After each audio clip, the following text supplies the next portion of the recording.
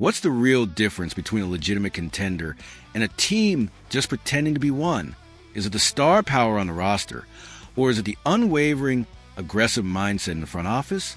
As we sit here with the NFL trade deadline slowly creeping closer on the calendar, the Atlanta Falcons are 1-2. And because of that record, the national media vultures are starting to circle, casually suggesting that our team could be a seller, a franchise ready to ship off pieces to the league's elite. After the offseason we just had, after the massive investment and the sky-high expectations, my question is simple. How is that even part of the conversation? A perfect example of this narrative just popped up.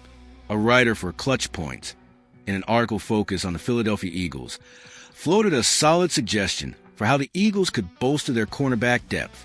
Their target? Falcons veteran cornerback Mike Ford Jr. now. Let's be clear from the jump. This isn't a blockbuster rumor. This is an A.J. Terrell to the Chiefs. Mike Ford is a 30-year-old journeyman, a solid special teamer, and a capable depth piece on defense.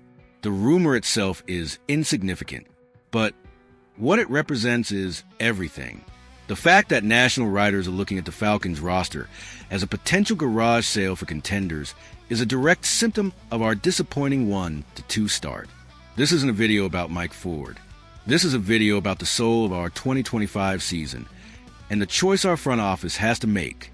First, let's quickly dissect the rumor itself, just to understand the mindset of the outside world. The logic from the Eagles' perspective is sound. Their general manager, Howie Roseman, is famously aggressive. They see themselves as Super Bowl contenders, and their biggest weakness is cornerback depth.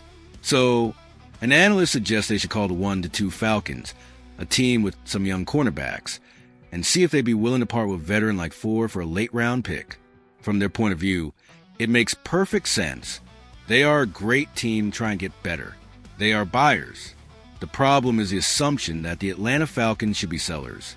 The idea that this franchise, after finally solving its quarterback problem by signing Kirk Cousins to a $180 million contract, should be in the business of trading away useful veteran depth for a pick that has a slim chance of ever making an impact is, frankly, a loser's mentality.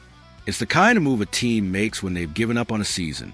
It's the kind of move the 2023 Falcons might have considered, but it has absolutely no place in the philosophy of the 2025 Atlanta Falcons.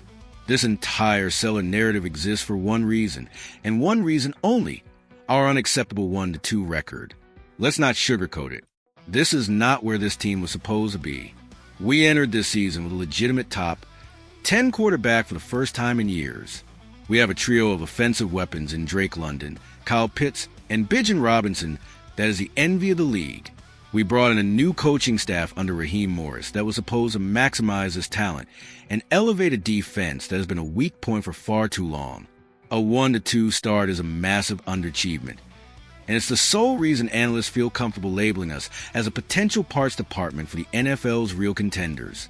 The season is far from over, but this slow start has put our franchise at a critical inflection point. Do we allow this 1-2 record to define us? Do we accept this new label as a middle-of-the-pack team that should trade away veterans? Or does the front office look in the mirror, acknowledge that the current performance isn't good enough, and aggressively do something about it? The script needs to be flipped immediately. The Atlanta Falcons must be buyers at the November 4th trade deadline. The answer to a disappointing start isn't to wave the white flag and hoard 3 draft picks. The answer is to double down on the massive investment you already made. You didn't sign Kirk Cousins to win 8 games. You signed him to win the division and make a playoff run, starting now. Terry Fontenot has shown flashes of aggression in the past. Now is the time to be bold. Now is the time to send a message to the locker room, to the fan base, and to the entire league that a 1-2 start is a temporary problem, not a terminal diagnosis. If cornerback depth is a perceived weakness, as this Eagles rumor suggests, then we should be the ones on the phone looking for an upgrade, not shipping one out. If the pass rush isn't getting home consistently, then go find a rotational edge rusher who can make a difference in the fourth quarter of close games. Contenders don't stand pat when they have obvious needs. They fix them. They make the moves, big or small, that can be the difference between a 9-8 season and a 12-5 season. So, While this Mike Ford rumor is nothing more than a whisper, we should thank it for serving as a wake-up call. It has exposed how the rest of the league is starting to view us thanks to this slow start. It has forced us to confront a difficult question about our team's identity. Are we the aggressive, all-in team we thought we were this offseason? Or are we just another team stuck in the middle? The Atlanta Falcons are not a farm system for the Philadelphia Eagles. We are not here to provide depth for another team's Super Bowl run. We are here to make our own. The answer to our problems isn't to sell. The answer is to win. And if that requires making a bold, decisive move before the trade deadline, then Terry Fontenot needs to get on the phone and prove that this franchise is finally and completely done with mediocrity. This is a question that could define the rest of our season, and I need to know where this fan base stands. Should the Falcons be aggressive buyers, or should they consider selling off pieces? Tell me what your gut says. More importantly, what position do you think this team absolutely has to upgrade to turn this one to start around?